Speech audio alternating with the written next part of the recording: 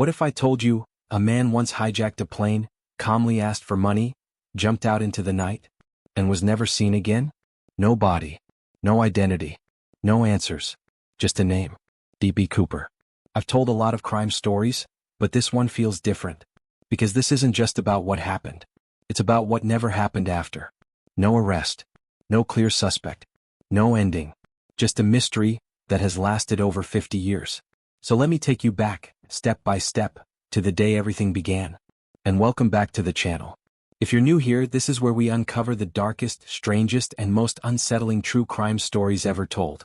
Stories that stay with you long after the video ends. Now this one is different. Because from the very beginning, something feels off. November 24th, 1971, the day before Thanksgiving. Airports across the United States are overflowing with travelers. Families rushing, luggage rolling, announcements echoing through crowded terminals. Everything feels normal. But hidden inside that normality is a moment that's about to turn into one of the most mysterious crimes in history. At the airport in Portland, a man walks in. No panic, no urgency. Just calm, controlled movement. He's dressed in a black suit, white shirt, thin black tie, polished shoes, dark sunglasses. If you saw him, you wouldn't look twice. And that's exactly what makes this so unsettling. Because the most dangerous person in the room looked like the most ordinary one. He approaches the counter and buys a one-way ticket to Seattle. No luggage, no conversation, no hesitation. He writes down a name, D.B. Cooper. But here's the problem. That name didn't exist. Not in any meaningful way. Not in any traceable record. It was a ghost. And within minutes, that ghost was boarding a plane. But wait, here's where it starts to feel strange. Because nothing about what happens next feels rushed. There's no chaos. No sudden outburst. Just patience. The kind of patience that suggests this wasn't spontaneous. This was planned. Carefully. Precisely. Almost perfectly. The plane takes off. Inside, everything feels routine. Passengers are relaxed. Some are chatting. Others are staring out the window. A short flight, nothing to worry about. And somewhere among them sits Cooper. Quiet. Observing. Waiting. Then he makes his move. He signals to a flight attendant. Calmly. He hands her a small folded note. At first, she doesn't even read it. She assumes it's just a phone number. Something harmless. So she slips it into her pocket and keeps moving. And for a moment, nothing happens. But then, he leans toward her slightly. His voice is low, controlled. Miss, you should read that note. Something in his tone changes everything. She pauses, takes the note out, opens it, and in that instant, everything shifts. I have a bomb. Now imagine being in that moment. Thousands of feet in the air. No way out. No way to escape. Just a sentence that changes everything. But here's what makes this even more disturbing. He doesn't panic. He doesn't raise his voice. He doesn't threaten anyone loudly. He simply waits. Like he already knows. He's in control. He gestures for her to sit beside him. And then, slowly, he opens his briefcase. Just enough for her to see inside. Wires. Red cylindrical objects. A device that looks real enough to make doubt impossible. And in that moment, her reality changes. Because whether it's real or not, doesn't matter anymore. But wait, here's where it gets even more unbelievable. He doesn't demand millions. He doesn't ask for anything outrageous. Instead, he gives a list. Simple, direct, controlled. $200,000 in cash. For parachutes. A fuel truck ready when the plane lands. That's it. No extra demands. No unnecessary words. And that level of simplicity? That's what makes this so dangerous. Because it feels rehearsed. Like he's done this before. Or spent a long time imagining it. The message is delivered to the pilots. Authorities on the ground are alerted. And suddenly, this quiet, routine flight turns into a national emergency. But here's the question that no one can answer yet. Why 4 parachutes? Why not 1? Why not 2? That detail confused investigators for years.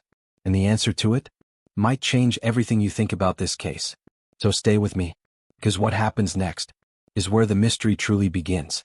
And trust me, it only gets darker from here. The message reaches the ground, and suddenly, everything changes. Authorities don't have much time to think.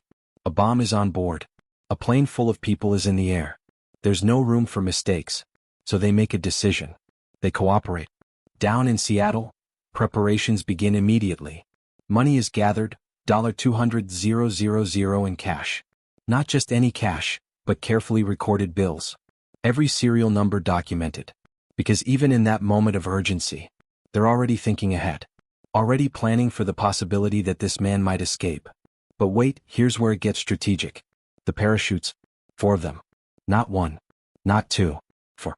And investigators start to realize something unsettling. This wasn't random.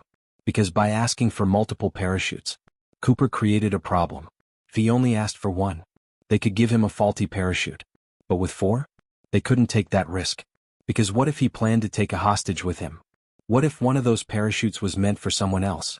That single decision forced authorities to play fair. And just like that, he eliminated one of their biggest advantages. Now think about that for a second. That's not luck. That's intelligence. That's planning. The plane lands. Tension fills the air. Police surround the runway, but keep their distance. No sudden movements. No heroics. Because one wrong move could cost dozens of lives. The money is delivered. The parachutes are handed over. Everything he asked for is given to him. And then something happens that no one expected. Cooper lets the passengers go. Just like that. No violence. No chaos. They walk off the plane, confused, shaken, but alive. But here's the part that should make you pause. If his goal was just money, he could have ended it right there. He had what he wanted. He could have surrendered, tried to negotiate, done anything. But he didn't. Because this was never just about the money. He keeps a small crew on board. Pilots, a flight engineer, 1 flight attendant. That's all he needs. Then he gives the next set of instructions. And this is where things start to feel almost unreal. Fly toward Mexico City. But not in a normal way. He wants the plane low, around 10,000 feet. He wants it slow. He wants the landing gear partially down. These are not standard flight conditions. In fact, they're dangerous. But the pilots comply. Because at this point, they have no choice. The plane takes off again. And this time, it's completely different. The energy is gone. The noise is gone. What's left is tension. Silence. Uncertainty. Inside the cabin, Cooper sits there. Calm. Still composed. Like everything is going exactly how he planned. Outside, the weather turns. Rain begins to fall. Winds pick up. Darkness closes in. Below them, nothing but endless forest. Miles and miles of wilderness across the Pacific Northwest. Cold. Isolated. Unforgiving. And then, something happens. Around 8 p.m., the crew notices a sudden movement. A shift in the aircraft. Like weight being displaced. But wait, this is the moment. The moment everything changes. Somewhere in that darkness, Cooper stands up. He secures the money to himself, straps on a parachute, and walks toward the rear of the plane. Now imagine this. The back staircase of the aircraft slowly lowers, mid-flight. Wind explodes into the cabin. Freezing air. Violent force. It's loud. Chaotic. Almost impossible to stand. And yet, he doesn't hesitate. No countdown. No second thoughts. He jumps. Into the storm. Into complete darkness. Into a wilderness that could swallow anyone whole. And just like that, he's gone. The crew doesn't see it happen. They don't know the exact moment. Only that sudden shift. And then silence. When the plane finally lands, everyone already knows. He's not there. Now this is where the story should end. This is where they should find him. Capture him. Solve the case. But that's not what happens. The Federal Bureau of Investigation launches one of the most intense manhunts in history. Search teams flood the area. Helicopters scan the forests. Agents comb through rivers, mountains, valleys. Days pass. Then weeks. Then months. Nothing. No parachute. No body. No clothing. No trace that he ever landed. And this is where it stops making sense. Because think about it. Jumping from a plane, at night, in a storm, into freezing wilderness. The odds of survival are almost zero. So how did he disappear? Did he land safely? Was he more experienced than anyone realized?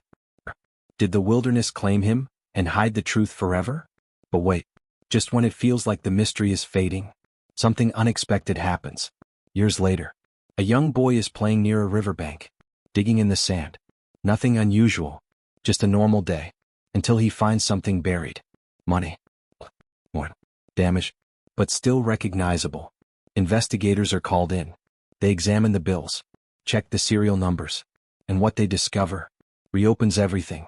It's the ransom money, a portion of it, hidden beneath layers of sand. Now think about what that means. At some point after the jump, that money ended up there. But how?